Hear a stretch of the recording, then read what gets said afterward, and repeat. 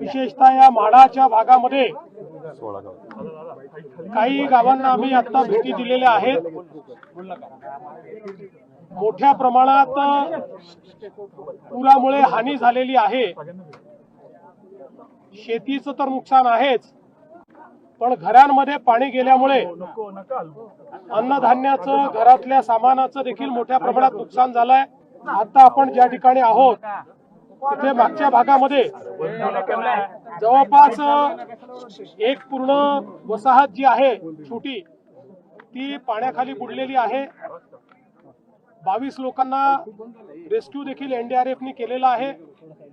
मुळात एनडीआरएफने चांगल्या प्रकारे हे रेस्क्यू ऑपरेशन या ठिकाणी चालवलं आहे। नागरिकांमध्ये फार चिंता आहे, आक्रोश आहे, कारण मोठ्या प्रमाणात नुकसान झालेलं आहे। राज्य सरकारच्या वतीनं आम्ही तातडीनं मदत सुरू केली आहे। कालही आम्ही जवळपास 2000 कोटी रुपये रिलीज केलेले आहेत आणि शेतकऱ्यांना तर आम्ही मदत करणारच आहोत, पण त्यासोबत आम्ही ज्यांच्या घरांचं नुकसान झालेलं आहे, ज्यांच्या अन्नधान्याचं नुकसान झालं आहे, अशांना देखील आम्ही मदत करणार आहोत।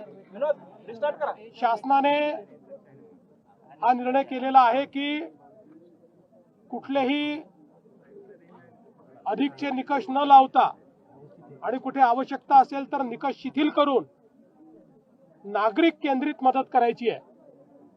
केवळ नियमांवर बोट न ठेवता नागरिकांना आणि शेतकऱ्यांना मदत होईल, शेतमजुरांना मदत होईल अशा पद्धतीनं मदत करण्याचे निर्देश आम्ही दिलेले आहेत।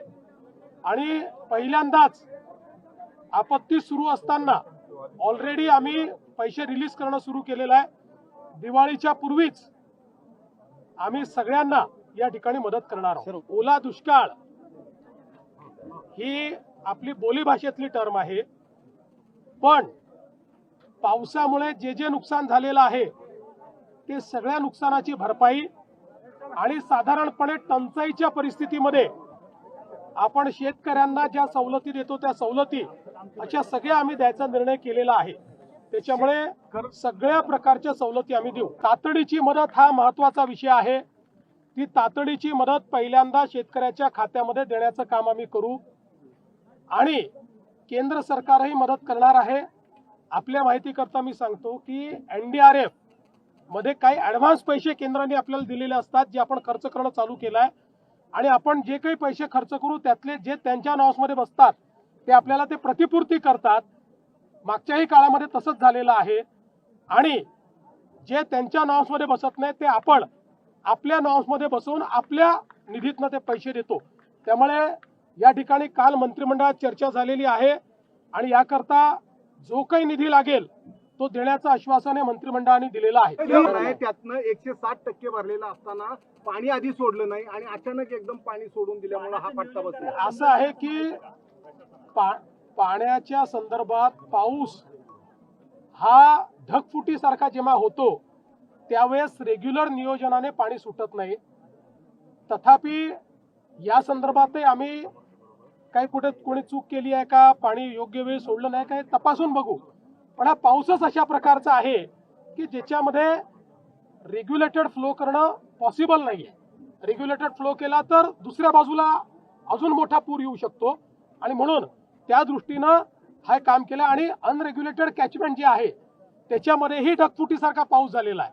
त्यामुळे केवळ धरणाचा विषय राहिलेला नाही, धरणाच्या व्यतिरिक्त जे कॅचमेंट आहे त्यातही पाऊस झालेला आहे। निसर्गाचं चक्र हे बदललेलंच आहे आणि वातावरणाच्या बदलाचा परिणाम या ठिकाणी होतो आहे।